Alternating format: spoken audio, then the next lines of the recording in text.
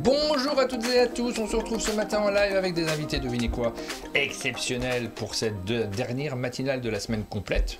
Je ne sais pas ce que je raconte, on ne sait pas encore ce qu'on fait la semaine prochaine pour tout vous dire. Mais c'est assurément la dernière semaine complète de matinale qu'on conclut par ce vendredi exceptionnel avec des invités incroyables puisque nous avons autour de la table, on vous les présente. Sous vos applaudissements, je compte sur vous pour applaudir sur le chat. Nous avons avec nous Thibaut Lyon qui est présent. Bonjour Thibaut. Bonjour Jean-Martin. Quelle coiffure élégante ce matin. Tombé du lit. Ah non, je trouve magnifique, ça crée un style. Maud Chalmette, juste à côté de toi. Bonjour Maud. Salut. Quels cheveux bien lavés ce matin. Oui, t'as vu? Ouais. La douche était prise, voilà, j'ai rien pu faire. C'est la première chose que Maud m'a dit ce matin, c'est pour ça que je cafte, ça me fait plaisir. Et puis nous avons Johan Gopi qui est présent. Salut Johan. Salut Martin, salut tout le monde. Comment allez-vous ce matin? Est-ce que vous avez bien dormi? C'est la première question qu'on pose quand on croise des gens le matin, et c'est vrai que ça fait pas très longtemps qu'on s'est croisés là. Moi je suis arrivé vous chercher à 8h précises, le temps de s'installer, hop, on est en live. Évidemment, nous avons nos abonnés qui sont présents dès le début de l'émission. Merci beaucoup de nous suivre quasiment quotidiennement depuis septembre, puisque on a fait peu de semaines de pause depuis le début d'année. Et nous avons notamment sur le chat, je regarde un petit peu qui est présent depuis le début. Oh là là, il y a déjà pas mal de monde qui a commenté. Nous avons Fanette, les gamers, Bingdom Kilder, Big Mich qui est fidèle au rendez-vous également. Nous avons Super Stylaise, je ne vais pas citer tout le monde évidemment, le comptoir des jeux. Quand on aimerait bien se rechaler le comptoir des jeux, c'est vrai qu'on n'a toujours pas fixé de date, je suis nul là-dessus, il serait plus que temps. Rachel qui est présente, évidemment Steve de l'alchimie, toujours Salut présent, Steve. qui signale le tatouage Behind sur le bras. Non, c'est pas bien du tout, tu racontes. C'est plein d'autres jeux. C'est pour la prochaine boîte. La prochaine boîte, elle sera sur le bras de votre channel. Non. Patrice qui est présent également. Merci à tous ceux qui nous accompagnent. Crocotam, évidemment, j'ai cité plusieurs fois les mêmes personnes et j'en ai oublié d'autres. C'est pas grave, c'est comme d'habitude, les bonjours collectifs du matin que l'on fait. Merci d'être présents tous sur le chat et de participer à cette émission dans laquelle on va parler de beaucoup de choses, puisque nous avons déjà 3 invités, donc c'est 3 fois plus de sujets. On dira un petit mot sur la CIL, puisqu'on a la chance de t'avoir parmi nous, Maud. Miaou. Comment? Miaou. Ok. Je suis pas encore réveillé suffisamment. Je me demande si la CIL, le I doit être plus petit, non? C'est pas ça? C'est un grand C, un petit... C'est moi qui mets toujours un petit I, parce que sinon ça fait un L minuscule, c'est nul. Ouais. On a plein de jeux à vous présenter, donc je fais 2 rubriques, je fais les jeux du moment et les jeux à venir. Vous mettrez ce que vous voudrez dans chacune de ces 2 rubriques-là, puisqu'il y a de quoi raconter. On va parler évidemment de Studio H, mais pas que. Vous avez des jeux, Maud et Johan, qui vont sortir un petit peu partout. Vous n'êtes pas fidèles. C'est vrai que c'est rare les auteurs fidèles à un éditeur. Pas ce côté. Pourquoi faire? Bah non, mais en bouquin, tu sais, moi je travaille, je publie toujours chez Albin Michel, il y a des gens qui disent ça par exemple, c'est mon éditeur, on dit mon éditeur, il y a une sorte d'appropriation dans le jeu de société, c'est pas du tout la norme. Non, je dis, tout le monde le sait, je suis pas en train de vous faire une information, mais c'est la particularité de cet univers-là qui n'est pas forcément le même qu'un autre. Il y a quand même des auteurs fidèles, il y a des auteurs qui restent toujours chez le même éditeur, il y en a quelques-uns, j'ai réfléchi là, qui sont-ils? Moi je trouve que c'est pas mal aussi de travailler avec plusieurs éditeurs, parce que ça permet de voir différentes manières de fonctionner, d'avoir aussi différents types de retours. Moi je trouve que c'est plutôt ça.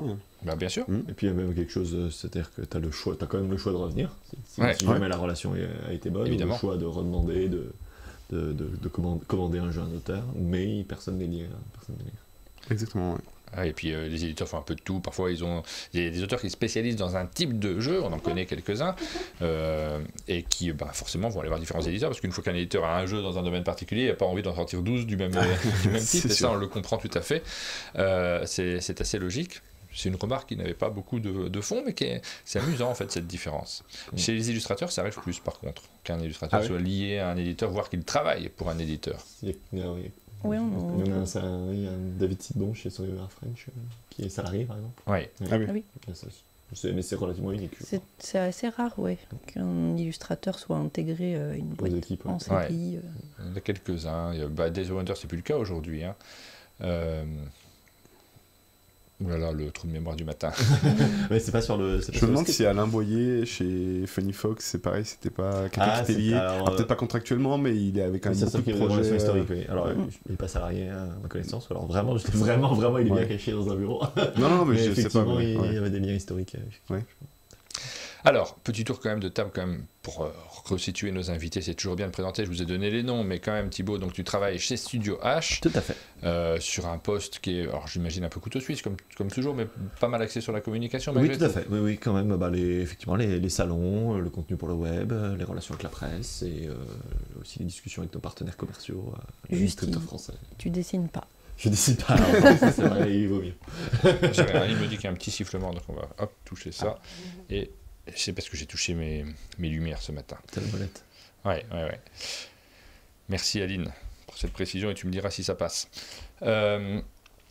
Donc oui, on va grosse période là, la période de la fin du printemps, pas mal de com, c'est vraiment ça va être plus cool, j'imagine, cet été, quoique non, tu vas au flip. Alors, pour strictement l'été, oui, enfin on a là, c'est vrai que le flip, Paris Ludique, tout est déjà calé, mais on est déjà effectivement dans Vichy et Seine, les sorties dont on va parler là, qui nous réunissent. Oui, puis bon, on est un peu comme beaucoup d'éditeurs calés sur les temps forts de fin d'année, donc oui, il y aura du travail qui est anticipé, hein. C'est pour ça qu'on est là. Oui, les grands festivals de l'été, parce que maintenant on est en été, entre Paris Ludique et le flip, c'est assez fort, puis août sera un peu plus tranquille. Maud, évidemment, on te connaît pour toutes les illustrations que tu fais, et il paraît que tu es une des illustratrices les plus connues du monde du jeu. Non, j'en sais rien, moi. Tu nous parlais d'un sondage que tu avais vu passer. Oui, j'ai vu passer un truc, que j'étais en dessous Vincent Dutray. En dessous de Vincent Dutray, quand même. Hein. En dessous, faut pas déconner non plus. Il va falloir que je le tanne pour descendre. Non, il y a zéro concurrence, c'est cool.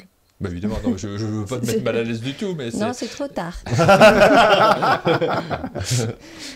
Ctrl Z. On va revenir sur les jeux du moment qui vont sortir, mais on a eu la chance de voir tes illustrations, notamment sur Tech Time, qui sortira à l'automne, je crois, hein, et qu'on a présenté lors des Sabliers d'Or. Donc ça a été un moment aussi chouette. Nous, on attend ce jeu avec beaucoup d'impatience, on le voit beaucoup circuler. Celui-ci, mais pas que celui-ci, parce qu'on va en reparler. Il y a des jeux qui arrivent un petit peu partout, et notamment le fameux Tulico dont on va parler aujourd'hui. Johan, évidemment, l'actualité, c'est plein de choses, mais notamment cette sélection pour le Spiel des Jahres. Ouais. Sur Faraway qui continue sa carrière incroyable, et on le voit partout, il récolte pas mal de prix. Oui, on a une mouche qui s'est invitée là. Elle nous aime beaucoup. Elle est pénible. C'est Josiane. Et oui, du coup, effectivement, ça va être... Tu vas en Allemagne ? Ouais, je vais en Allemagne avec Clément, et peut-être aussi la partie des designs graphiques aussi, avec Maxime. Enfin, je sais pas encore exactement qui y va, mais avec Clément, on s'est dit qu'on y allait. Donc ça va être... Ça va être terrible. Le jeu, c'est déjà un énorme succès. J'imagine que c'est un plaisir d'avoir fait un jeu comme ça qui rencontre son public. Le succès est là, puis là, c'est du bonus, non ? Enfin, je sais pas comment tu vis ça, une sélection c'est à la fois des récompenses qui peuvent faire tourner la tête, mais en même temps, c'est tellement chouette. Non, je crois pas que ça fait trop tourner la tête, mais c'est vraiment beau de voir ça, en fait, de voir qu'il y a des jeux qui peuvent atteindre leur public, et qui peuvent aussi être reconnus. Après, maintenant, on est juste sélectionné. C'est déjà très bien, mais on n'a pas gagné, tu vois. Donc, on va y aller, on va vivre ça. Moi, je trouve que c'est super. Je connais pas du tout, donc je vais pouvoir découvrir, et puis on verra ce qui se passe, quoi. Oui, tu stresses du coup ? Pas trop. Ok. C'est assez solennel leur façon de vivre un peu la cérémonie. D'accord. Du coup, Hicham l'a vécu. On a eu la chasse au Gigamon qui a été sélectionnée pour le. Ah oui, bien sûr. Hicham l'a vécu plusieurs fois, non ?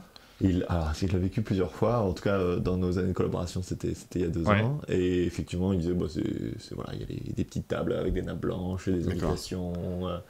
C'est pas rock'n'roll. Hein. Effectivement, tu reçois un PDF avec tous les horaires là, et donc du coup tout est cadré à la minute près, quoi. Lui il monte sur scène à telle minute, 2 minutes après, lui il dit ça, etc. Donc tu sens que c'est carré, hein. C'est pas à moins que je sache pas comment ça se passe pour l'As d'Or, mais j'ai pas reçu un planning comme ça pour la cérémonie de l'As d'Or en tout cas. C'est les Allemands, hein. C'est pas la même culture que la nôtre, non, mais il y a du bon dans les deux, je pense. Bien sûr, oui. Voilà, c'est un prix qui compte énormément. Sur Faraway, la vie du jeu est déjà bien entamée quand même. Oui. Ça aura peut-être pas le même impact, ça aura un impact énorme, mais pas le même impact qu'un jeu qui débute, sa carrière où là. Oui, mais alors, oui, tout à fait. Mais en fait, ce qui s'est passé, c'est que du coup, le jeu est sorti en France plus tôt, et puis après, il est sorti en Allemagne plus tardivement, parce qu'il est sorti en septembre l'année dernière. En fait. Donc c'est pour ça qu'il y a un décalage. Les gens disent, oh, c'est bizarre, pourquoi il y a un décalage ? Et parce qu'en fait, ce qui compte pour le Spiel, c'est la date de sortie oui, en bien sûr, Allemagne. évidemment, comme en France. Donc nous, là, on a déjà la première extension qui est sortie, on est en train de préparer la seconde qui va certainement sortir en fin d'année, là. Et donc du coup, c'est pour ça que les gens ont une petite latence en disant, bah ça fait déjà longtemps qu'il est sorti. Ah oui. Et ça sera l'occasion d'en reparler aussi parce qu'il va y avoir de l'actualité à venir aussi. Du coup, je ne sais pas si ce sera en décalé ou pas, mais on n'en a pas terminé avec Faro. Il y a d'autres trucs qui arrivent. Ouais. On en reparle un petit peu en toute fin d'émission, dans les jeux à venir éventuellement. On n'a pas terminé. J'ai vu passer des trucs hier, j'ai pas encore testé, mais j'ai hâte. On aura peut-être le temps ce matin. Ah, peut-être. Peut-être, ça me ferait bien plaisir. Alors, on continue. On va revenir vers toi, Maud, pour parler un tout petit peu de la CIL. Je vous propose de commencer par ça avant d'étaler plein de jeux devant nous et puis de pouvoir regarder un peu ce qui se passe.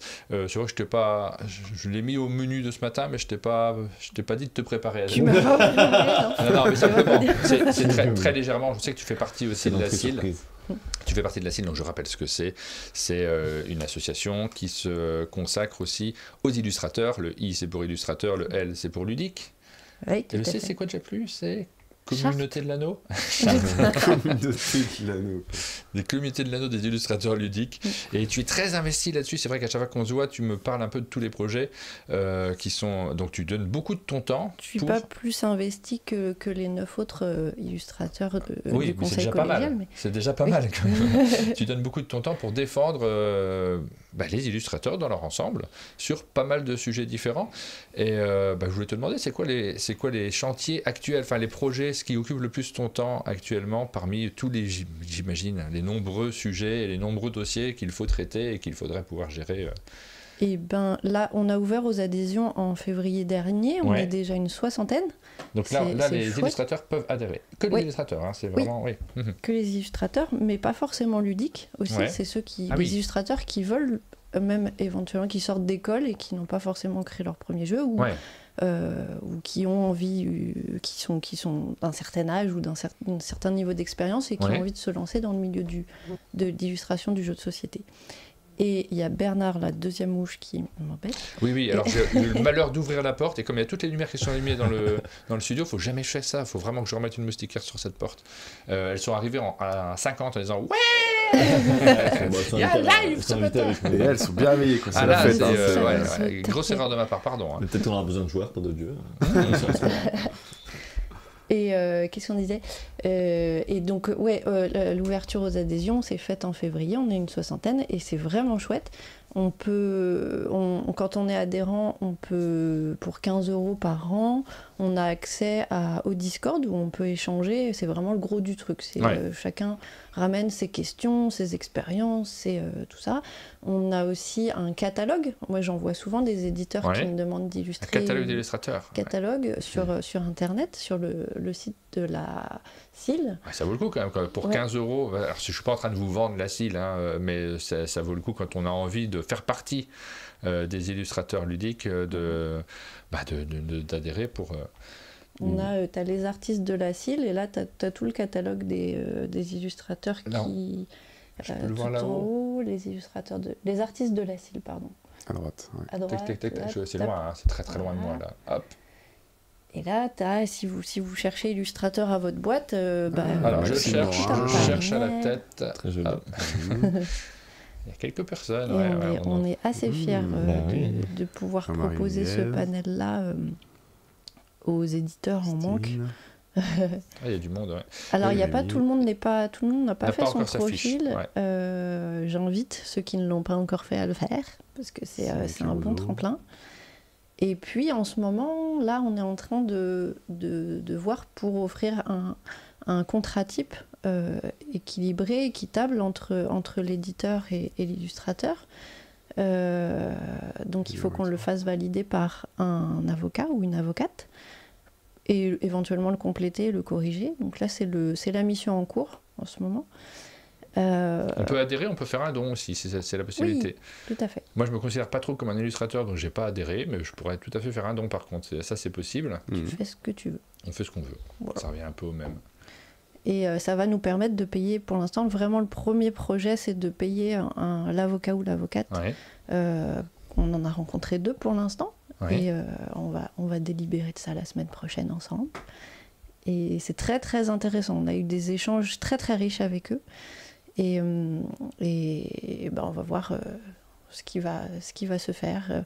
Il y a l'autre mission aussi, c'est d'intégrer un article dans notre contrat sur l'utilisation des IA, enfin la non-utilisation des IA plutôt, parce que c'est vraiment quelque chose qui nous tient toujours à cœur.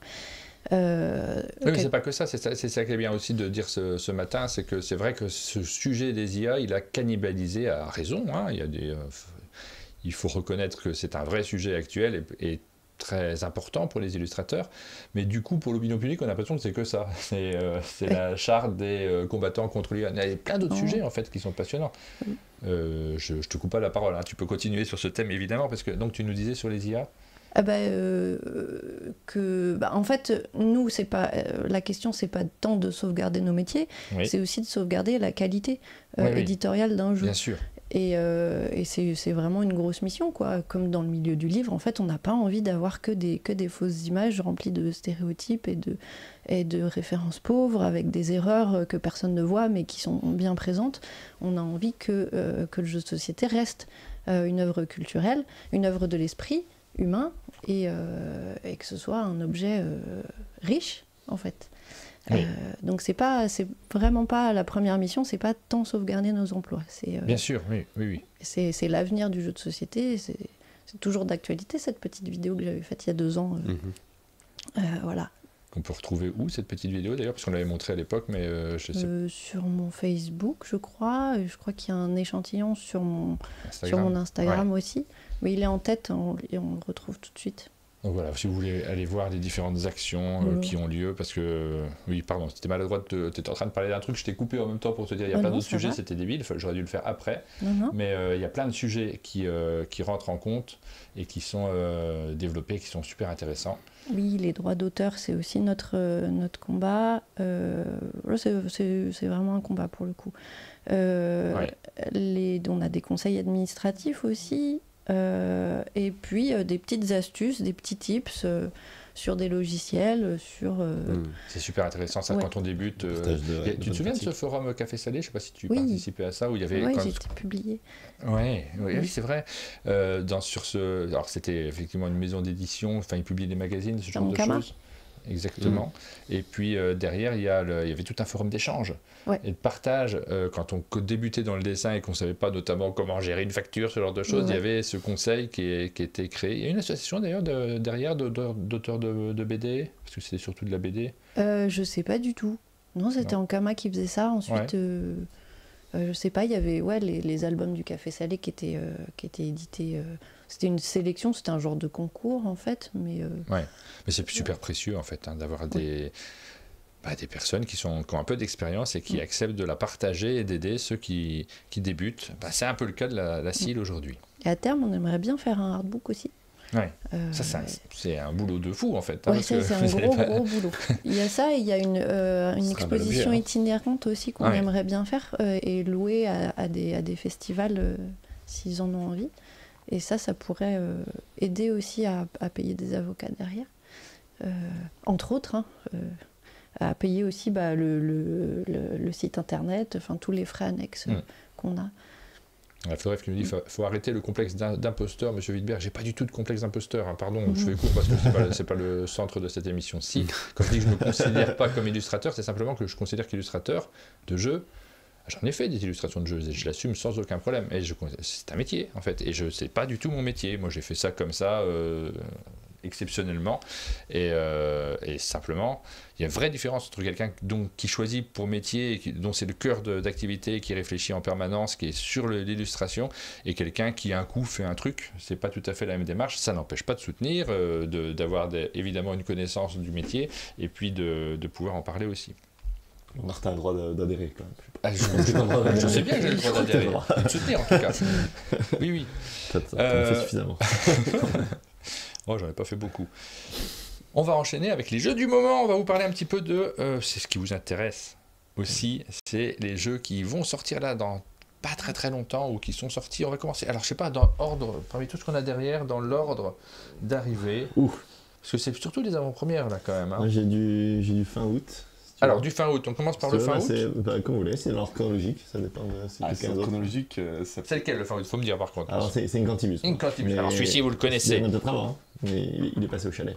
Oui, il est passé au chalet, puisqu'on en a parlé lors des Sabliers d'Or. Ce jeu était sélectionné, on a eu le plaisir de vous le montrer, ça fait partie j'ai toujours tendance à dire ça comme ça, des gagnants des Sabliers d'Or, tous les jeux qui ont passé la sélection, et notamment un jeu qui a une présence sur table qui est très forte, avec un univers vraiment chouette, hein. C'est illustré par Florian Madéry et Christine Deschamps. On a eu l'occasion d'en parler pas mal. C'est un jeu qui est signé par Charles et Cléo Chevalier, une histoire de famille, puisque c'est le papa et sa fille qui ont fait le jeu ensemble. Et qui seront à Paris Ludique pour des dédicaces. Le jeu sera disponible en avant-première vendu par les boutiques parisiennes du Salon. Ah oui, ça y est, donc là, oui, c'est vraiment l'actualité maintenant, là, parce que c'est la semaine prochaine, Paris Ludique. Effectivement, la grande sortie, la grande sortie nationale sera le dernier week-end d'août. Mais effectivement, voilà, dans le cadre d'une opération spéciale avec Paris Ludique, les auteurs, le jeu sera disponible et dédicaçable à Paris Ludique par les deux auteurs. Voilà. Il était rangé debout dans mon étagère, et ceci dit, non mais regarde, il est rangé debout et franchement... Ça va ça va super là. Il y a un petit quelque chose, je sais pas, est-ce que vous avez gardé les planches de punch, parce qu'il y a un petit trick où tu peux mettre les planches de punch sous la cale pour en rehausser la hauteur. Et c'est vrai qu'on l'explique, mais... Le fameux petit chat là qui va en dessous de la boîte parce qu'on joue avec le couvercle de la boîte. Ça, c'est une partie du plateau de jeu, c'est hyper ingénieux. C'est génial. Et on l'a appelé, et c'est un petit jeu de mots, mais je sais qu'il y a des amateurs autour de la table, on l'a appelé le chariatide. Ce cariatide de la statuaire grecque. Et effectivement, il porte le couvercle sert à poser des cartes sortilèges. Alors on va pas expliquer le jeu ce matin, mais regardez ces baguettes, rien que montrer ces baguettes, ça vous permet de comprendre. Il y a une vidéo sur la chaîne, allez la voir, la vidéo qu'on a faite pour les Sabliers d'Or, vous aurez toutes les informations nécessaires avec une partie de l'équipe, c'est ça qui est sympa aussi.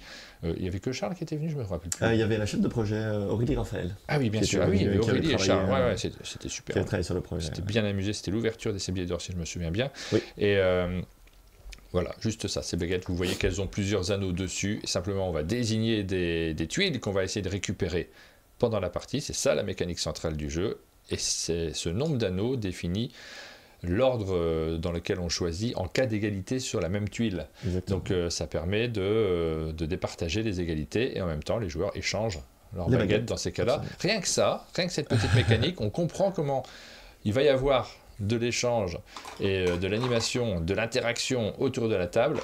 Derrière, il y a un aspect collection, mais c'est très rigolo. Chouette jeu, on est content de le voir sortir. On va continuer à vous en parler forcément, puisque les jeux des Sabliers d'Or, on les défend un max.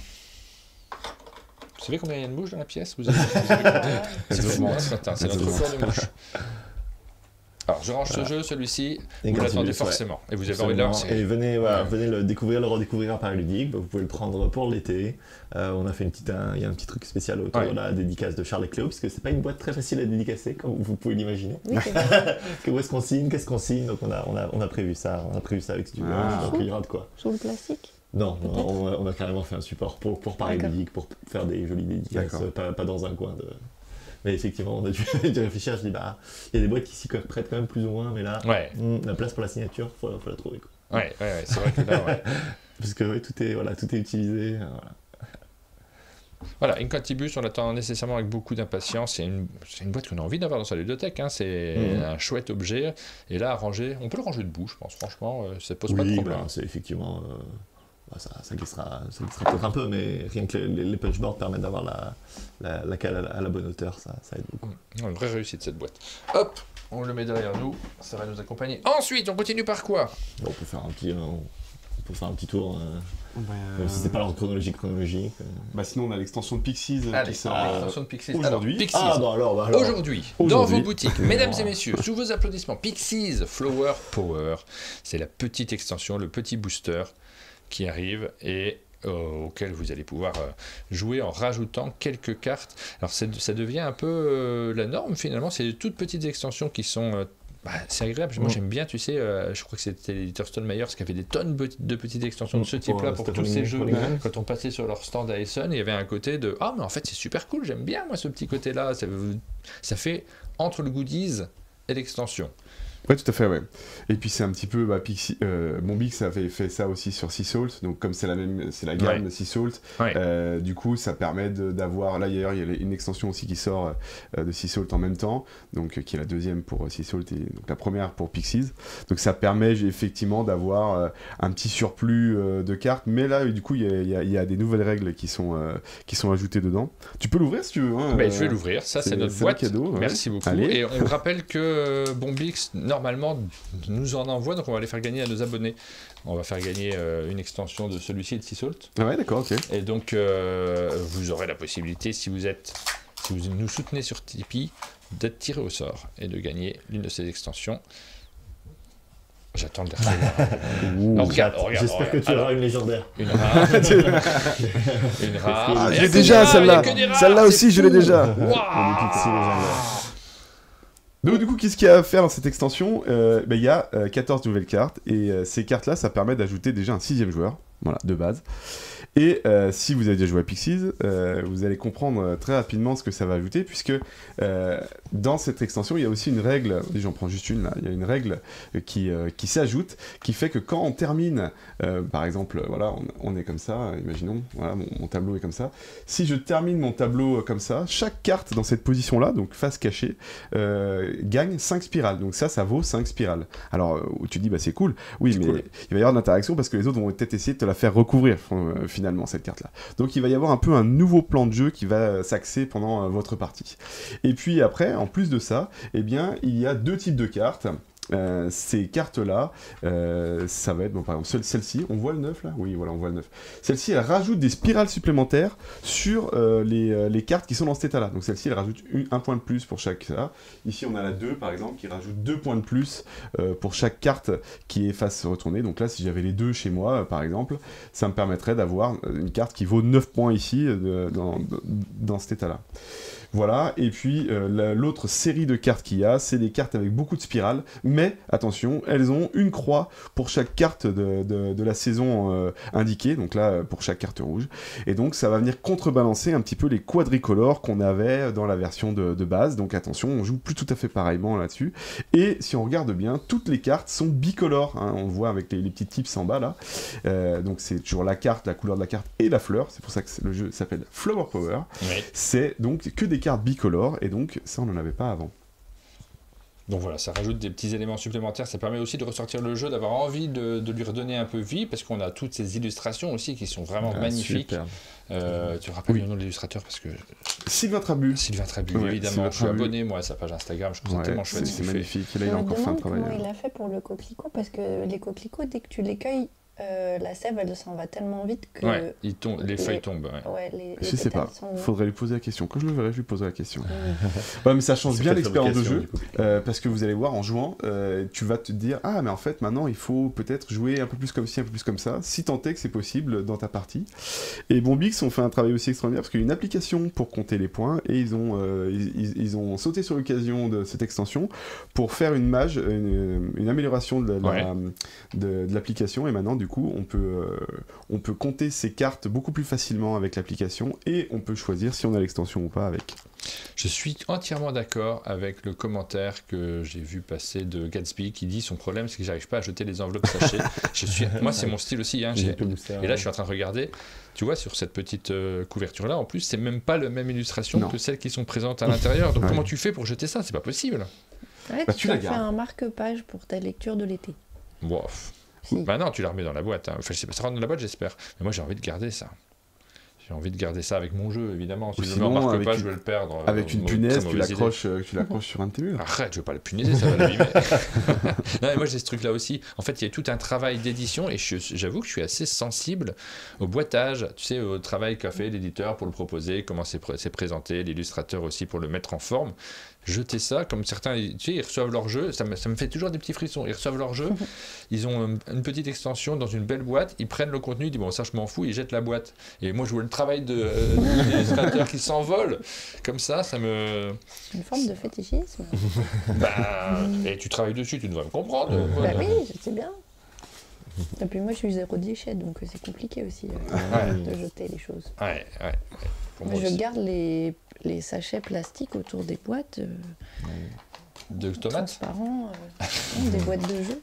Ah, tu gardes le cellophane. Aïe, aïe, aïe. Voilà, Pixies, la petite extension, je l'ai remis dans la boîte. Flower, ouais. Flower. Sorti aujourd'hui. Et il y a aussi, je crois, une petite extension pour Sea Salt and Pepper. Oui. Aujourd'hui, c'est un lot de 2. Extra Pepper, je crois, ça s'appelle. Ouais. On continue. Alors, qu'est-ce qu'on a dans les jeux les plus récents? On va continuer avec Tulico, bah oui. Vraiment, ouais. Alors, Tulico, c'est pour septembre, hein, c'est ça? Oui, le 19. Et alors là, on va vous faire rêver avec cette boîte qui va vous illuminer votre 19, ça sera encore l'été. Ah oui. Mais bon, c'est un peu l'automne, je pense. Ouais. Hop! Regardez un peu, est-ce que vous avez repéré là le petit brillant qu'il y a sur la boîte? Je sais pas si j'ai déjà vu ça. Peut-être sur des cartes foil de Magic, mais... Non, mais c'est un type de foil on a déjà vu du foil sur certaines boîtes, mais là, c'est discret, distingué, je sais pas comment dire, mais c'est hyper élégant. Cette boîte, elle est magnifique. Et je dis pas ça parce que c'est Maud qui l'a illustré. Je rêvais de faire une boîte de jeu avec du foil irisé comme ça, holographique. J'ai dit, on peut pas mettre un foil holographique sur cette thématique un peu aurore boréale. Et c'est parfaitement dans le thème. J'aime bien quand je demande un truc et que je l'ai. C'est un peu Noël. Moi aussi. Non, je trouve l'illustration vraiment très très élégante, très très chouette. Moi, ça fait partie dans ton travail, Maud, de ceux. Alors, il y a plein de choses que j'adore, mais où là, ça me touche. Et on a tous une corde sensible qui n'est pas toujours placée de la même façon, en fait. Hein. Et je suis assez touché là par l'élégance de celle-ci. Tu vois, Tech Time, je trouve ça magnifique, mais c'est moins ma corde sensible. Voilà, il y a des choses qui nous correspondent plus que d'autres. Je la veux en grand. Et avec du foil, par contre. Tu te débrouilles, mais tu me fais une impression foil en grand. Là, je vais essayer. Ça fait des goodies, on a les pins, on a plein de choses. Ah oui. Ça, c'est un truc... Il faudrait que tu parles des goodies. On va parler des goodies. C'est un truc finalement qui existe assez peu, la possibilité, parfois quand on est attaché à l'illustration, c'est encore une étape supérieure ça, mais d'avoir, il y a certaines couvertures de jeux ou certains travaux qui ont été réalisés pour des jeux, d'ailleurs pas forcément sur des couvertures, parce que parfois il y a des illustrations qu'on va retrouver, la couve elle a un volet commercial, hein, mais il y a des illustrations qui indépendamment sont... hyper plaisantes, on aurait envie de les accrocher chez soi. Je suis pas sûr qu'il y ait un gros marché de ça, pour ça, mais moi, notamment avec le chalet, j'aurais envie de pouvoir afficher des choses que j'aime particulièrement, qui m'ont touché, et parce que l'illustration, c'est évidemment un visuel. Parfois, on va les utiliser en décor, simplement de la déco, en se disant « Oh, ça colle bien avec l'ambiance de cette pièce ». Mais au-delà de ça, il y a du vécu sur un jeu de société. On a vécu la partie, on s'est raconté une histoire, ça nous parle. À tel point qu'il y a des joueurs qui aiment bien une illustration assez ratée sur des vieux jeux qu'ils adorent parce que « Ah, mais ça, oui, c'est pas très beau, mais moi, ça me parle, c'est quelque chose ». Il y a des illustrateurs, je pense à un Menzel, par exemple. Moi, je suis pas très, très fan du dessin de Michael Menzel. Je suis pas très fan de son dessin en particulier, mais j'ai tellement vécu des émotions fortes sur ces jeux que je suis attaché à ces illustrations. Mais ça nous fait pareil dans le cinéma ou le cinéma d'animation aussi, quand il y a des films genre Toy Story 1, tu vois, ça nous a on fait procurer une émotion à une époque. Quand on le regarde maintenant, on fait waouh, c'est glauque les designs de perso en fait. C'est pas très beau. Ouais. Mais on a un petit cœur qui a été touché, quoi.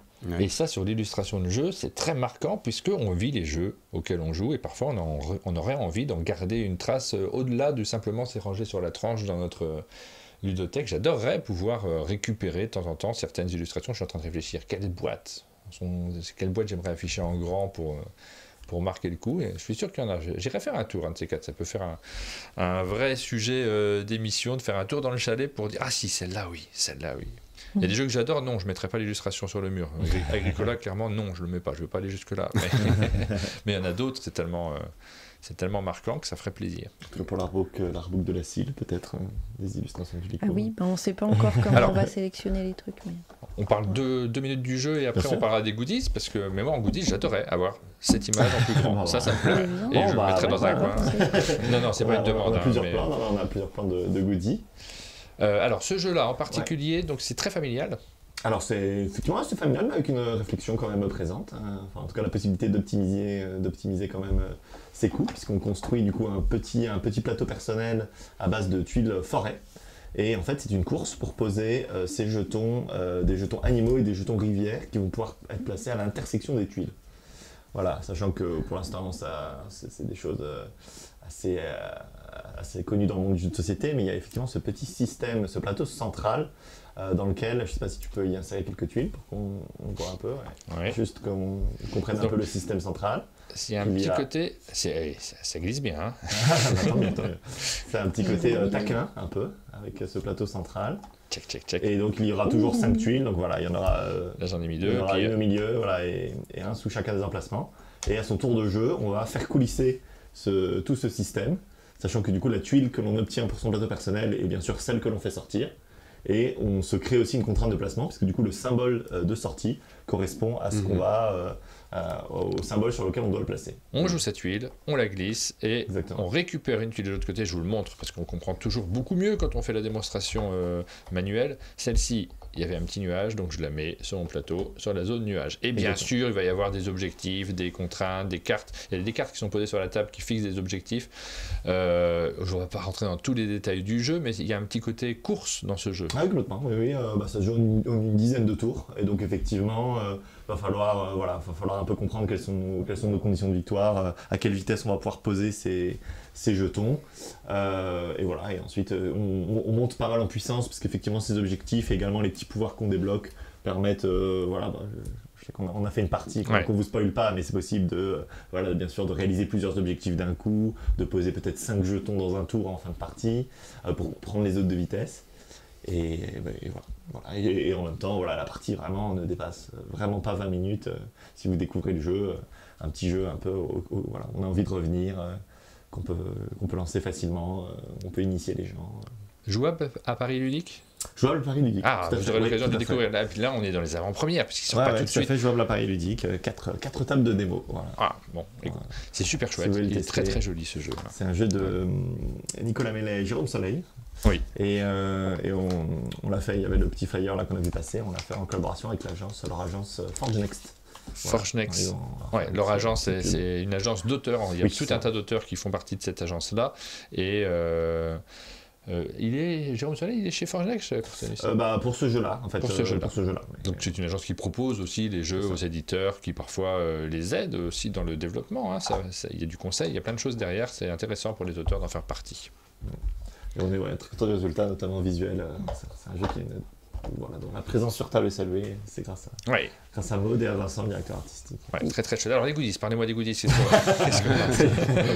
tombé dans l'oreille bien sûr. On n'a rien à montrer. Tu veux en parler? Non, on est au stade je sais pas, vous m'avez lancé là-dessus. Faut pas parler de trucs dans une émission en direct en disant on va pas en parler. Parlons-en. C'est une petite révélation. Ah bah vas-y, c'est toi le goodeur. Le goodeur. On est en train de réfléchir donc à des petites goodies thématiques pour le lancement du jeu à l'automne. Et on est sur un projet de goodies qui tient chaud. Voilà. Oh, des goodies qui tiennent chaud, ça sera évidemment un plancher chauffant, je pense. Oui, c'est vrai que c'est moins pertinent là, mais au moment où ça sortira, ça vous fera plaisir. C'est vrai. Vous avez une validation de Rachel qui dit que ça correspond au genre de réflexion que j'apprécie. J'ai même largement gagné l'auteur Jérôme Soleil. Et alors, est-ce que tu veux, je ne sais pas si c'est le bon moment, j'ai vu passer quelques questions sur Studio H. Oui, vas-y. J'en vois une qui a été répétée, à savoir une actualité pour Oriflamme. Oui. Je crois que Bidlam Kinder en parle en début. Alors il n'y a pas d'actualité là dont on va parler, pas immédiate, mais par contre le sujet est sur la table en interne. Donc il y aura peut-être des suites. Peut-être d'ici le printemps prochain, on annoncera sans doute effectivement un prochain développement pour la gamme. J'en dis rien parce qu'il se trouve qu'il y a encore 2-3 directions à fixer, mais c'est un jeu effectivement qu'on n'a pas oublié, et, qui pourrait effectivement justifier une prochaine étape dans la gamme Oriflamme. Du coup, pour peut-être fin 2026, début 2027, le temps quand même que les choses arrivent à leur aboutissement, mais on y réfléchit en train. Il y avait une question sur Leaders aussi. C'est vrai, oui, j'ai vu une version Deluxe. Ouais. Alors ça c'est... Deluxe. Ouais, alors c'est déjà Deluxe en fait, Leader. Je sais qu'il y a des gens, les gens parlent de figurines, et pour l'instant c'est pas l'heure du jour. Après on sait jamais, on sait jamais bien sûr si le jeu prend son envol. Là on va déjà. Oui, parce que là il a été épuisé. Il revient seulement, donc il faut regarder comment le retour. Vous savez, on en parle tous les matins, mais ce fameux retour en stock qui est capital pour les éditeurs. Est-ce que les boutiques vont le suivre de la même façon qu'avant? Il y a toujours un petit doute. Ça semble bien parti pour Leaders a priori. Oui, c'est sûr. Le deuxième tirage arrive là. courant de l'été, fin juillet, d'après mes infos. Et bien sûr, autour de la rentrée, on va en relancer la communication. Ça, je peux en parler parce que c'est mon métier, mais on aura toute une série de tournois. Il y en a quelques-uns qui ont eu lieu un peu sporadiquement, mais comme le jeu était difficile à trouver, on a gardé plutôt de l'énergie pour ce retour en stock. Et du coup, toute une série de tournois qui va permettre de se perfectionner au jeu et bien sûr de remporter des goodies officiels. Le jeu va aussi sortir à l'international là, sur cette rentrée, en Angleterre, en Allemagne. Bien sûr, il sera présenté à Essen pour la première fois en anglais. Et effectivement, et de tout ça va dépendre bien sûr l'avenir du jeu, mais ça je peux juste l'annoncer comme ça. Bien sûr, on travaille sur une extension. Ah, c'est un jeu surprise. Un jeu qui s'y prête. Et donc il y a une extension qui apportera de nouveaux personnages, sans doute pour Cannes prochain. Je pense que ce sera. Combien de persos on demande sur l'extension? Combien? Allez, je pense qu'il y en aura 4. 4 nouveaux persos pour l'extension. Il y en aura 4, ce sera plutôt une petite extension, mais il y aura aussi d'autres contenus. C'est un des succès de ce début d'année, Leaders, on en a beaucoup parlé. Voilà. Et la version de luxe, ça n'aurait pas tout à fait particulièrement sur nos radars, mais si jamais aux États-Unis, ils demandent des figurines et que il peut se passer plein de choses, et évidemment on passerait pas à côté d'une belle occasion de proposer quelque chose, mais c'est pas le projet le plus immédiat. Mais bon, il suffit d'un mot de Donald Trump pour que les choses changent, on l'a compris, comme d'habitude. Et alors j'ai vu Incantivus au Flip, oui, il sera au Flip. Il sera au Flip en démonstration. Nouveau perso pour leader, ça tiendra plus dans la boîte. Je pense que non, malheureusement, effectivement, le tiroir, il y a le tiroir. Je pense qu'ils tiendront dans la boîte de l'extension qu'on gardera qui sera aussi joli, bien faite, bien sûr. Et voilà, c'est pas mal. Et j'ai vu l'extension Cyclades dans les questions au tout début d'émission. Et ça, effectivement, la première extension qui arriverait pour Cyclades serait tout simplement de compléter la suite du Kickstarter, parce que c'est un jeu qui a fait un financement participatif. Ceux du financement participatif l'ont eu, et c'est... oui, alors en fait, il reste un peu de contenu. Il reste un peu de contenu qui n'est pas encore sorti dans la version boutique. Et c'est d'abord, on va terminer de sortir ça. Fin d'année normalement, des nouveaux héros, indispensable. Des nouveaux monstres, et voilà, donc ça fait une extension qui portera le doux nom de Maelstrom, et qui apportera, terminera en tout cas que la version boutique sera à jour avec le contenu du Kickstarter. N'hésitez pas à nous informer en fait sur un monde de jeu, parce que comme on relaye les news sur la prochaine, le retour de Leaders, Thibaut, n'hésite pas à nous le dire quand tu feras le tournoi, parce que je serai ravi de le relayer dans nos émissions. Super Capsule qui dit merci pour la réponse pour Cyclades, je désespérais, mais c'est une question de tout début de live. J'espère qu'on a répondu un peu à tout. Leaders, ça fait super plaisir parce que c'est un jeu qu'on avait pas sélectionné, qu'on avait primé au club de Boulogne. Absolument, c'était dans le jury cette année-là. Et du coup, ça fait plaisir quand tu fais partie d'un jury de te dire on a eu l'œil, parce que ce jeu-là est vraiment très bon. Et il y a Behind, non? C'était pas la même année oui, Behind aussi. On raconte que c'était l'année de Leaders Behind qui ont été très en valeur je sais pas si c'était la même année. Cette année. On raconte ça, mais j'avoue que... Oui, peut-être. Et à l'époque, moi, je savais pas du tout que j'allais l'illustrer, moi, bien. C'est vrai. D'ailleurs, je voulais pas. Je le redis. Ah oui, c'est trop tard. Alors, on continue avec quoi un petit mot sur Légion. Un petit mot sur Légion. Ouais. On est sur l'univers d'Abyss, c'est pour l'automne aussi, ça? Ça, c'est pour l'automne, ouais, avec bien sûr avec Bruno et Charles, c'est leur univers, sur lequel ils m'ont gentiment proposé de les rejoindre chez Bombix. L'univers dont on parle, c'est celui d'Abyss, puisque Légion, c'est sous-titré en dessous Abyss Universe. Exactement. Donc c'est un jeu dans l'univers d'Abyss, un jeu 2 joueurs. C'est toi, Abyss. Pardon ? C'est toi, Abyss. Non, c'est pas moi, Abyss. C'est vraiment Charles et Bruno. Okay. Et du coup, en fait, moi, je suis arrivé avec un élan mécanique, et du coup, ils m'ont permis de les rejoindre dans cet univers-là. Donc, ça fait partie des licences qui marquent dans le jeu de société. Il y en a quelques-unes dont on se souvient, dont on a envie d'avoir des développements. Et c'est vrai qu'il y a eu pas mal de petites boîtes qui sont sorties. On se souvient aussi, alors ça, c'était assez fort, c'est les couvertures différentes. Ouais, et ben là aussi, il y a une double couverture. Là, j'en ai qu'une, mais en fait, il y a aussi, là c'est un panorama avec la deuxième boîte. Il y en aura plusieurs, Et puis alors, il n'y en a plus qu'une qui reste sur le Abyss de base, parce que dans le commerce, il n'y en a plus qu'une. Et puis les précédentes, elles cotent un peu maintenant quand tu veux les récupérer. Oui, vous n'avez jamais entendu, j'ai vu ce gros titre sur Le Monde, Abyss cote. Oh. Pourquoi tu me regardes? C'est le petit-déj aussi. Même les mouches vont plus sur lui, là. Fini, quoi. Exactement. Et donc là, on voit le roi des abysses, et puis il y a le Nécrocamp qui sera ici. Ouais. Voilà, puisque du coup, c'est l'histoire de l'affrontement entre le roi et le Nécrocamp. Et donc, dans une partie, tu vas incarner soit l'un, soit l'autre, voilà, et tu vas t'affronter pour essayer de remporter les abysses. C'est symétrique ou asymétrique? C'est légèrement symétrique. Légèrement. Ouais. Il y a des pouvoirs, qui sont... Ouais. On y joue cet après-midi, donc on est content. On va pouvoir faire une petite vidéo dessus. On pourra vous la montrer. Alors, c'est plutôt prévu pour septembre, mais septembre, octobre, je crois. Donc voilà, on arrive à la fin des tournages, donc on va monter plein de vidéos. Et si vous êtes abonné au Tipeee, je vous donne l'information quand même. Vous les aurez en avant-première ces vidéos. C'est qui l'illustrateur? Eh bien, c'est les deux. C'est Xavier Colette et Pascal Kido. Donc c'est les deux. Ils sont ensemble cette fois-ci sur Légion. Pascal Kido qui nous a rejoint à la CIL. Ah. Je crois. Je mets beaucoup d'enthousiasme pour les informations. Waouh, c'est incroyable! Je connais pas la gamme, mais effectivement, c'était Colette pour le jeu de base et Kido pour Conspiracy. Ouais. Et là, du coup, de retour. Et c'est un peu fou de les avoir tous les deux ensemble. C'est bien. Et puis, c'est très fort tous les deux. Ouais, c'est vachement bien. Ah bah oui, ça, effectivement, ils sont très forts tous les deux. Qu'est-ce que c'est que cette boîte de Rajak? Ah, super, j'ai hâte d'en parler parce qu'en plus c'est très exclusif comme révélation. Plus. Ah, ouais, là on peut. Pour la rentrée, il me faudra le jingle exclusif. De toute façon, là, on est en train de préparer le sommet des jeux.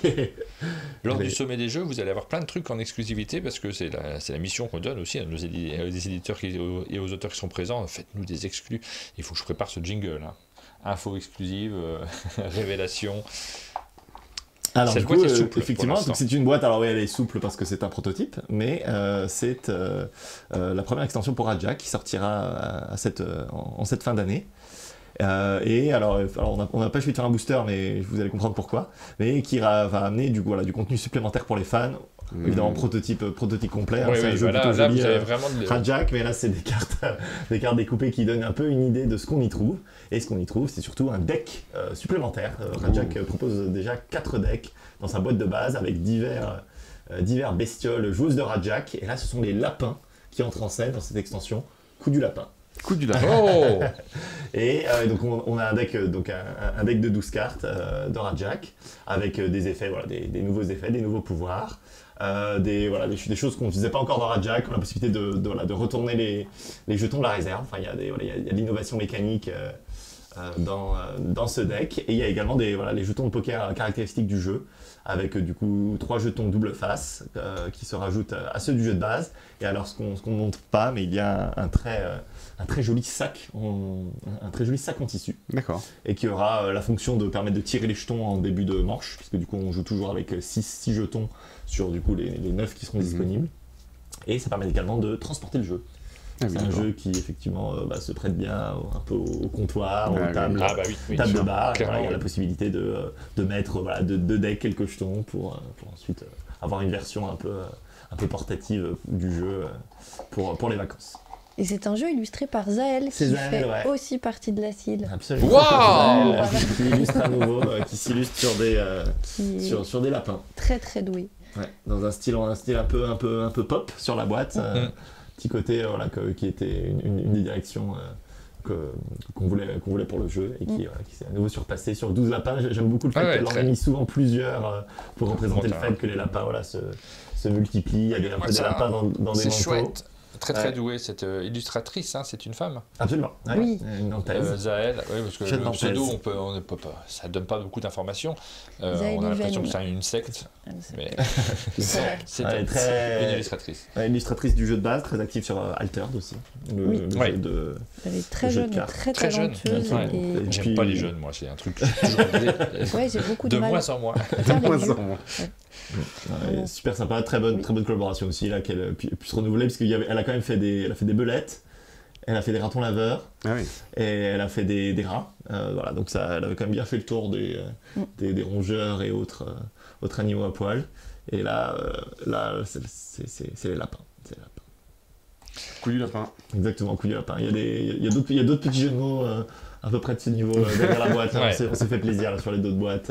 C'est tout à fait dans l'esprit de Rajak. Il faudra relever le jeu pour faire carotte. C'est ce qu'on a écrit derrière. Ça dit beaucoup de bien de Zaël sur le chat, pour ceux qui la connaissent. Elle a aussi réalisé l'affiche du Flip, nous dit-on. Tout à fait. Nous dit Steve sur le chat. Elle a glissé pas mal de petites références à différents jeux, et son premier jeu, effectivement, c'était l'année des 5 empereurs. Je sais pas des gens qui connaissent. L'extra Gondin, Milieu Castor. Encore des jeux, mesdames et messieurs, on est un peu dans les jeux à venir, hein. Là je change de catégorie, je fais mes catégories artificielles, mais je les utilise quand même. Space Lab, c'est pas pour tout de suite, celui-ci on est un peu plus tard dans l'année. Un peu plus tard dans l'année, autour des scènes. Et là tu es concerné, Johan, puisque je vois écrit sur la boîte Corentin Lebras et Johan Goupy. Vous êtes 2 auteurs sur ce jeu Space Lab, on a eu l'occasion d'y jouer hier également. Je le connais maintenant, je vais pouvoir vous faire saliver, mais par contre je ne pourrai pas enchaîner les parties. Je suis un peu déçu parce que c'est tout à fait mon type de jeu, ce jeu-là, un jeu de cartes dans lequel on fait des petits tableaux de cartes, alors avec pas beaucoup de cartes, hein, combien 9 ? Non, moins que ça. T'as 10 au maximum, mais tu vas certainement faire moins. Tu vois, hier, t'en as fait 8. Donc, oui, c'est vrai. On en a fait 8. Nous, on en a fait un peu moins, parce que tu nous as bien rushé la gueule. Dis pas les secrets. Dis pas les secrets. Dis pas les secrets, c'est difficile à oublier quand même. Hein. Pas très bien dormi. Ah bon, c'est vrai. Bon, écoute. Non, c'est vrai. Je te réexplique comment ton jeu fonctionne. Oh non, il est très humble, Space Lab, donc c'est on connaît ces 2 auteurs, vous avez travaillé notamment sur Far Away. Oui, voilà, c'est... dont on a un peu parlé au début de l'émission. Non, mais c'était encore un plaisir de travailler avec Corentin. Effectivement, dans Space Lab, du coup, on se propose de construire, enfin d'assembler notre station spatiale internationale, puisqu'on va recruter l'ISS. Oui, bah alors là, ça va être, c'est un petit peu plus tard. C'est un peu plus tard, effectivement. Et donc, effectivement, on va recruter des astronautes qui ont un métier, qui ont une agence d'appartenance, et on va les placer dans les différents emplacements de nos stations pour essayer de les faire comboter, hein, tout simplement, pour marquer le plus de points possible. Et qui vont nous permettre effectivement de valider les objectifs de chaque capsule, parce que chaque capsule, par exemple celle-ci, il nous faudra donc 2 astronautes de l'agence Gold Planet. Gold Planet, merci. Et vert Green Green Soleil je sais pas trop comment Blue Future, Red Rocket, c'est celui-là. Et le green, je sais pas. Bon, voilà. Et donc, du coup, voilà, on va essayer de placer autour. Donc, on a 10 emplacements, puisque du coup, autour de chaque capsule, il y a 1, 2, 3, 4, 5, 6, 7, 8, 9, 10. Et on va les choisir. Vas-y, montre-en peut-être. Donc, par exemple, quand on a réussi à placer, on ne vous explique pas tout le fonctionnement du jeu à l'endroit, c'est mieux. On ne vous explique pas tout le fonctionnement, mais grosso modo, si on pose cette carte, vous voyez qu'elle est jaune. Non, mais dans notre sens. Bah alors, c'est tout ça qui est dans le mauvais sens. Alors. Ah, pardon, je suis vraiment désolé. C'est pas grave. Ça date. Il y a une question de Super Camzoul, un jeu familial initié ou expert. Je pense qu'on peut dire initié. Oui, c'est plutôt niveau de Far Away. Après, c'est pas très compliqué, mais... Si on pose cette carte, on voit qu'elle est jaune, donc elle valide une des cartes jaunes qui est présente ici. J'ai pas fait un super exemple, tiens. Mais elle valide aussi la contrainte jaune qui est ici. Donc vous voyez que les emplacements ils sont là, situés ici, il y en a en bas. Et on va essayer de placer nos cartes pour essayer de remplir à la fois nos missions, mais il y a des effets de cartes naturellement. Celle-ci, elle vous dit points en fin de partie par exemple. C'est assez simple à comprendre, mais il y en a tout un tas d'autres. Et ça fait partie des tout petits jeux de cartes assez simples à expliquer, 2-3 minutes d'explication et directement on se lance. Mais par contre, il faut comboter pour réussir à faire le meilleur score. Et puis il va falloir choisir sa voie, parce qu'en fait, par exemple, aussi on voit qu'en haut des capsules, on va gagner des cartes projets. Les cartes projets, c'est un système combinatoire qui nous permet, par accumulation, collection, de maximiser nos points. Donc en fait, il y a plusieurs voies possibles pour essayer de marquer un maximum de points. Et tout ça, bien sûr, avec une belle interaction, parce que la zone centrale, c'est là où on va s'échanger les cartes. On va en révéler, en garder certaines, en laisser les autres, d'autres pour les autres. Et c'est là où il va falloir non pas juste prendre ce qui est le mieux pour soi, mais peut-être prendre ce qui est le mieux pour toi et laisser les autres un peu dans la panade. Puis le tempo, le fameux tempo de fin de partie dont Martin a fait l'exemple lors de notre vidéo, mais effectivement la fin de la partie peut se déclencher de plusieurs façons et bien savoir si les autres, si on est en tête, si les autres ont besoin d'un peu plus de temps pour réaliser leur stratégie, pour déclencher la fin de partie au bon moment. Ça fait partie des... Tout à fait, c'est un vrai jeu où le tempo compte énormément pour remporter la partie, pas forcément pour faire le maximum de points, mais pour remporter la partie, c'est important de finir au bon moment. On est dans un petit jeu de tableau de cartes, grosso modo, mais les cartes sont situées, positionnées différemment de d'habitude. Référence à Soleil Vert, nous dit Plexis, qui a une bonne culture cinématographique. Bravo. Mais non, il n'y a pas trop de rapport avec Soleil Vert, je pense pas. Non, c'est parce qu'on a dit tout à l'heure, on cherchait le nom. Ah oui, d'accord. Oui, dans la thématique. C'est un film, j'ai l'impression, qui est plus connu maintenant, peut-être comment ça sorti, je sais pas. Très jolies illustrations à nouveau du studio Weird Loop. que des cartes uniques. Voilà, et avec aussi du foil. Et puis aussi, du coup, les tuiles qui sont foil. On sent bien le thème. Et pour autant, pour un... Vas-y, je t'en prends juste une ou deux. Pour un jeu dans l'espace, bien du coup, il y a eu une attention pas toute particulière à rendre les illustrations pas froides, justement, à avoir un peu plus vivant, où on a envie de participer avec eux à la vie de la station. Voilà, ça nous permettra de sortir un peu le nez dans les étoiles, peut-être. Moi j'aime bien quand la direction artistique ne va pas dans le sens attendu. Tu sais, on a eu tellement de jeux d'Heroic Fantasy qui sont tous dessinés à la John O, avec plus ou moins de talent, souvent moins. Mais c'est bien aussi de voir que tu peux faire un jeu dans l'espace qui ne soit pas noir et sombre. Là, en fait, si on regarde un petit peu plus précisément, l'ambition initiale, c'était de... Je ne sais pas si vous connaissez la BD Frontières. Oui, bien sûr. Et donc, c'était d'avoir un peu cette ambiance-là. Alors là, c'est un petit peu différent, mais d'avoir cette ambiance-là. Et c'est quelque chose qui nous a touché très fortement. Et on est très content du rendu parce que c'est un peu là où on voulait aller. Bravo, en tout cas. Bravo au directeur artistique Vincent, toujours. On va l'attendre avec impatience. Je ne sais pas si on en avait beaucoup entendu parler avant cette émission. Moi, pas plus que ça. C'est la première boîte qu'on amène au chalet. Donc, elle est au chalet. J'ai cru comprendre qu'elle n'allait pas rester au chalet. Ah ouais. Space Lab, on l'a remporté. Ils vont la remporter. Tulico, on peut la laisser. Je suis dégoûté.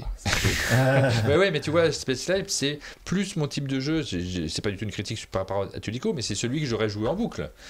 Et là, après, Martin, j'ai un proto-moche si tu veux. Non, bien sûr.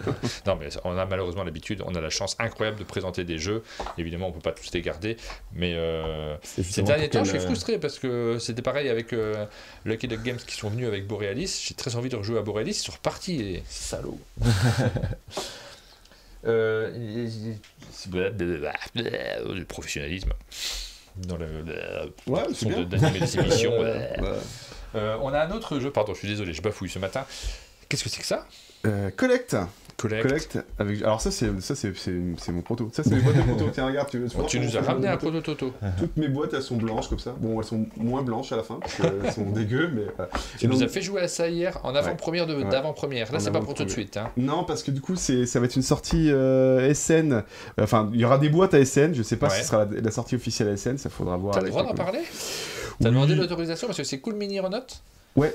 L'éditeur, on en a beaucoup parlé de Cool Mini Renault ces derniers temps, on s'inquiétait de leur état de santé notamment, tiens, tu nous sors un jeu. Et ben justement, ils sont à fond là sur la partie, alors je sais pas comment on dit, mais la partie retail et donc du coup il y a ce petit jeu qui veut lancer, alors ça sera pas du tout cette taille de boîte, c'est plutôt une taille de boîte à la Pixies, beaucoup plus petite, et donc c'est un petit jeu de cartes, c'est encore un proto, mais c'est un jeu dans lequel du coup tu vas avoir, voilà. Tu vas avoir 2 piles de cartes, on coupe, et à ton tour, tu vas révéler la carte sur le dessus d'une pile. Soit tu l'acceptes, tu l'as eu chez toi, soit tu la rejettes sur une pile et tu devras prendre l'autre. Voilà. Et chez toi, pourquoi est-ce que tu veux accepter ou pas les cartes? C'est que tu vas essayer de faire une ligne avec 4 animaux identiques. Ah oui, non, on voit peut-être pas très bien. Avec 4 animaux identiques, c'est ce qui te permet de gagner la manche. Instantanément.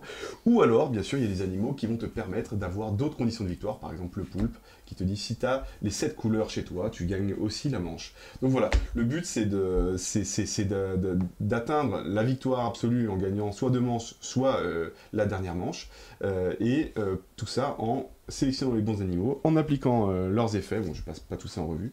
Et c'est magnifiquement illustré par Simon Caruso.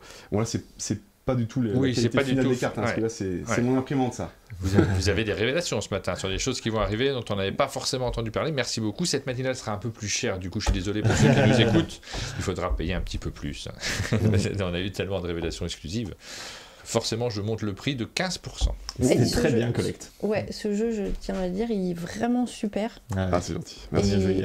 Il est hyper simple, assez facile à expliquer, à prendre en main et tout, et c'était un vrai plaisir dans le genre petit jeu rapide, efficace et tout. Puis des sensations tout de suite, on a vu plusieurs stratégies gagnées. Et il paraît qu'il y aura un beau foil dessus. Ah ouais, ça va être là moi c'est moche hein, c'est moche dans le sens où c'est moi qui fais du collage pourri, je suis pas du tout bon là-dessus, mais par contre là on a vu les boîtes qui sortent de prod là et c'est vraiment magnifique. C'est vraiment magnifique. Le caméléon ressort bien, le croco aussi. C'est vraiment très très beau ce qui va se passer sur cette boîte-là. Ouais. Bravo en tout cas. Bon, on a hâte de pouvoir jouer avec la vraie version. Mais là, tu t'es fait ton propre proto avec les cartes de Simon. Du coup, t'as pas attendu d'avoir. T'es impatient quand même. Oui, impatient, moi. Non, mais le nombre de jeux sur lesquels tu travailles, tu m'as dit qu'il y en a combien 23 qui sont en attente, qui sont chez des éditeurs. 23 jeux là tout de suite chez des éditeurs. Alors, il y en a qui datent un peu, forcément, mais il y a des projets en pagaille. Et malgré tout, vu, on s'imagine, souvent chez toi avec l'imprimante qui doit tourner du feu de Dieu. Moi, je te demande ta marque d'imprimante. C'est une vieille C483W Samsung qui est en panne d'ailleurs actuellement. Désolé Mathieu, j'ai pas pu imprimer le proto avant de partir parce que justement l'imprimante est tombée en rade. Mais ben oui, et malgré tout, tu reçois des illustrations. T'as demandé à Simon de te les envoyer pour faire la. Ah ça c'est l'éditeur. Simon en fait, c'est quelqu'un que j'apprécie, mais en fait on est. Comme on en parlait des fois, en fait, on n'est pas en contact direct. En fait. Je le connais pas vraiment. Nous, on est contacté avec l'éditeur. Moi, je le connais un peu, je l'apprécie pas des masses. C'est partie des personnes peut-être. Pas le blairer. Non, moi non plus. Et voilà, il a fait un travail extraordinaire là sur ces bestioles. Elles sont vraiment terribles parce que c'est exactement ça qu'on fait dans le jeu. En fait, on joue des animaux, mais ils sont un peu débiles parce qu'on s'en met un peu plein la courge. Et donc, ils le rendent parfaitement. Je trouve qu'il a vraiment fait un travail. Merci Simon. Bisous Simon. Bravo Simon. On a Théo qui nous fait une dédicace pour 49 spectateurs. Je ne sais pas ce que ça veut dire. Je suis un grand expert en Twitch, voyez-vous. Faire une dédicace, je ne sais pas en quoi ça consiste. Mais merci Théo. Beaucoup d'interactions dans le jeu, on demande. Oui, si vous avez joué aussi. Beaucoup d'interactions. Est-ce que ça veut dire qu'il est en live maintenant et qu'il nous a cité sur son live? C'est peut-être ça, tout simplement. Et dans ce cas-là, évidemment, on lui fera un raid après, parce que je ne pense pas à faire des raids, moi, habituellement. C'est peut-être ça. Il est en live, mon Bix. Ok. Donc, vous me donnerez l'adresse de sa chaîne, qu'on puisse lui envoyer un raid à la fin de cette émission, parce qu'on s'approche de la fin de l'émission. Avec Jérémy Ducré, je l'ai dit, je crois, au début, mais je le redis, tiens. C'est un jeu que j'ai fait avec Jérémy Ducré. Jérémy Ducré et Johan Goupy Collect, on vous l'a conseillé, donc c'est pour cet automne aussi, on aura plein de choses à aller chercher en fin d'année. Très bon petit jeu pour l'été. Ah oui, du coup, ça va être après, On a montré ce qu'on avait en boîte derrière nous. Est-ce qu'il y avait d'autres choses dont vous souhaitiez parler? On arrive tranquillement sur la fin de cette émission. Je regarde parce que vous allez pouvoir retrouver toutes les informations. Aline a préparé le site comme chaque jour. Vous retrouverez les différentes informations et je regarde s'il y a quelque chose dont on n'a pas parlé. Retour en stock de Leader, c'est l'extension de Cyclade. C'est celle-là, tu vois, c'est celle-là, oui, complètement. Alors, c'est pas le visuel, c'est la boîte de base. Ouais. On est en train de finaliser. Je jouais avec Brenda, disait qu'on est en train de finir. On est en train de finir effectivement l'extension. Salamandra. Qu'est-ce que c'est que ça? Moi, je sais pas. Salamandra, qu'est-ce que c'est? Salamandra, donc c'est la sortie automne chez Gregame. Donc là, une boîte un peu plus conséquente. On est sur un jeu initié, bien correct. Et donc, le truc, c'est que c'est un jeu de pose d'ouvrier, accroche-toi bien, définitive. Ah là là. Oh. Qu'est-ce que c'est donc? Et du coup, voilà, on propose une nouvelle mécanique de pose d'ouvrier qui va avoir un impact sur plusieurs manches.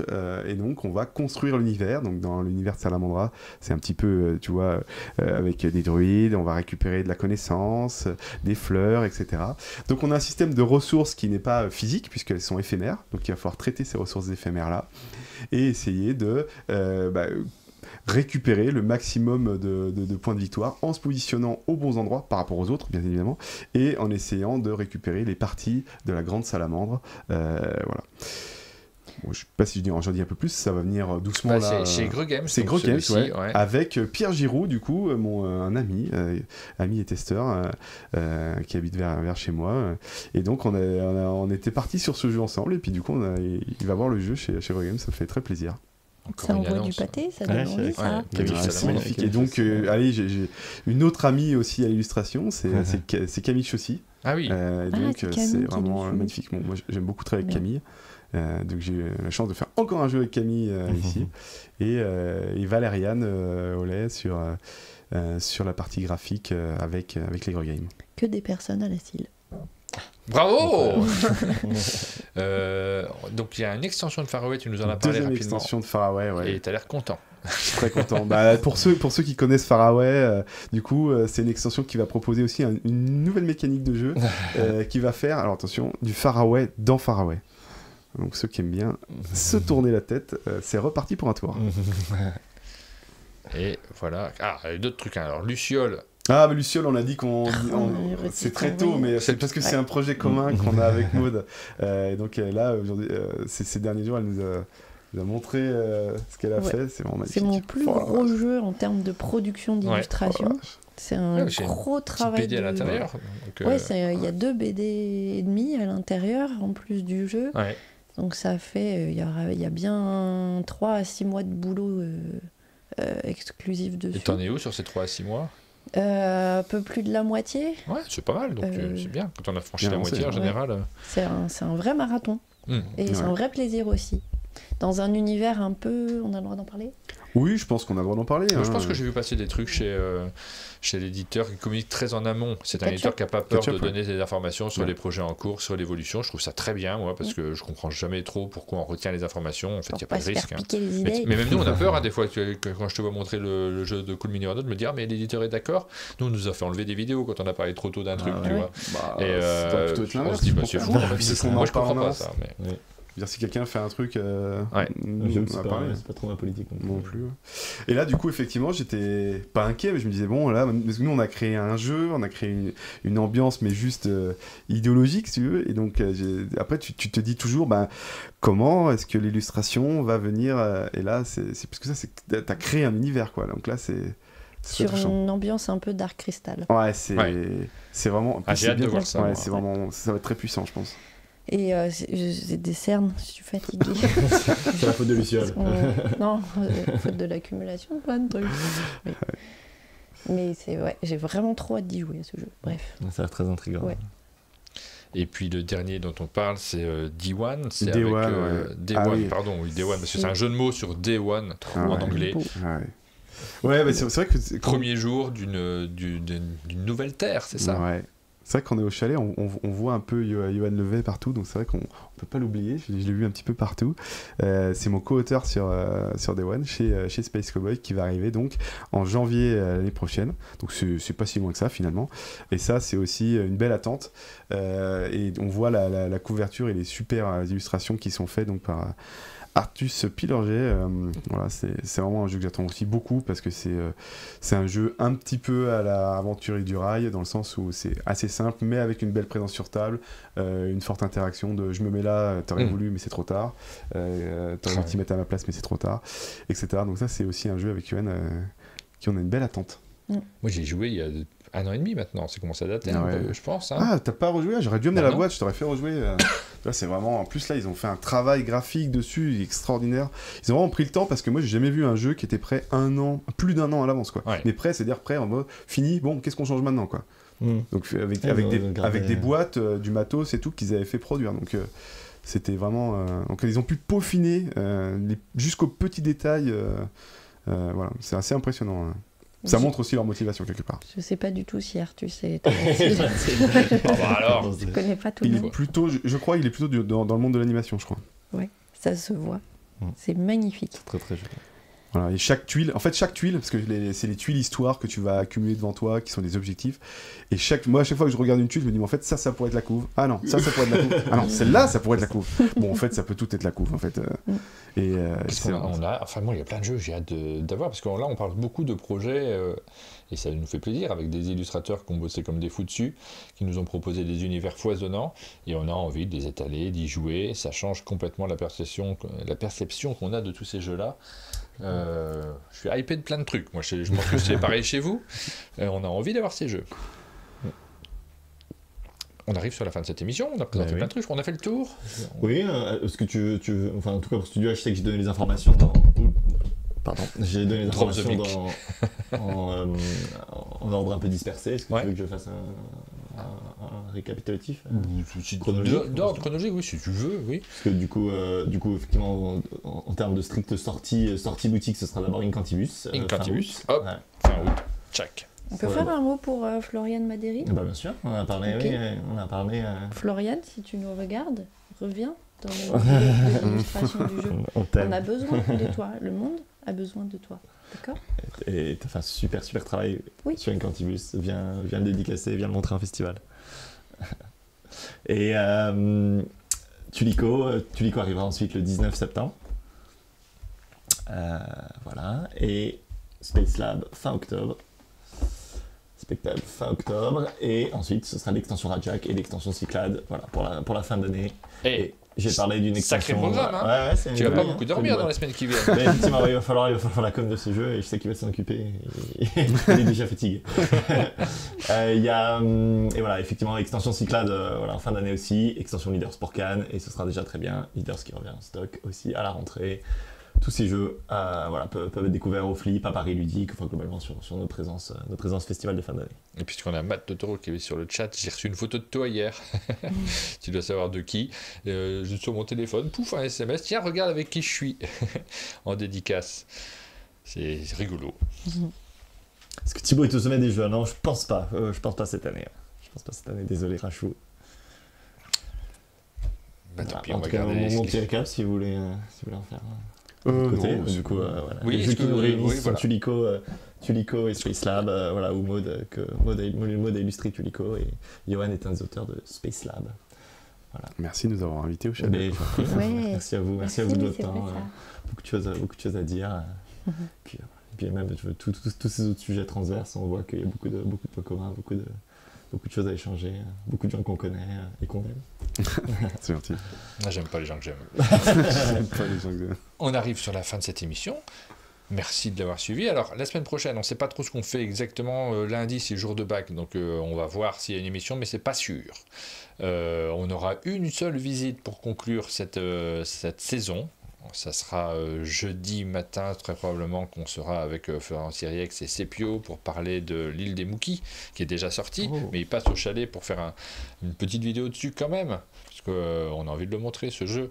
Ensuite, ce sera Paris Ludique en fin de semaine, donc pas d'émission non plus en fin de semaine. On verra comment ça se passe, mais on commence à alléger le rythme.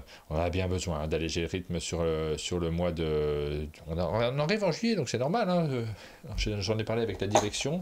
On est monté au dernier étage de la tour, dans le bureau du directeur, et il a dit non, on change des programmes, c'est les programmes d'été. Donc on ne sait pas encore comment on va architecturer notre été, mais sans doute qu'on fera plus d'émissions en après-midi qu'en matinée. C'est assez probable.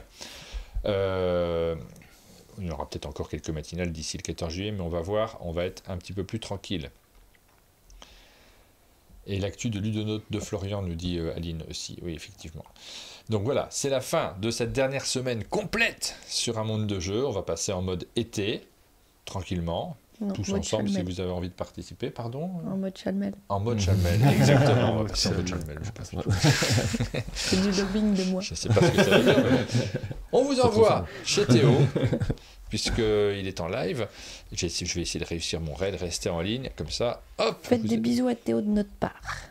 Bisous à tout le monde. Tous ceux qu'on a dit, Isaël, Florian, Corentin. C'est Pio qui fait partie de la cible. C'est Pio, avec plaisir. On fait un jeu avec Studio H, c'est Pio. Oui. Voilà, on prépare le raid. On vous souhaite à tous une très bonne journée. À très bientôt. Salut. Salut. Merci. Au revoir les mouches. Elles se sont fait plus discrètes, la deuxième partie. Oui. Qu'est-ce qu'on a fait? Putain, j'ai pas dit une seule fois poil de cul. J'ai été sage. Bah, tiens, on est toujours en live, hein, fais gaffe.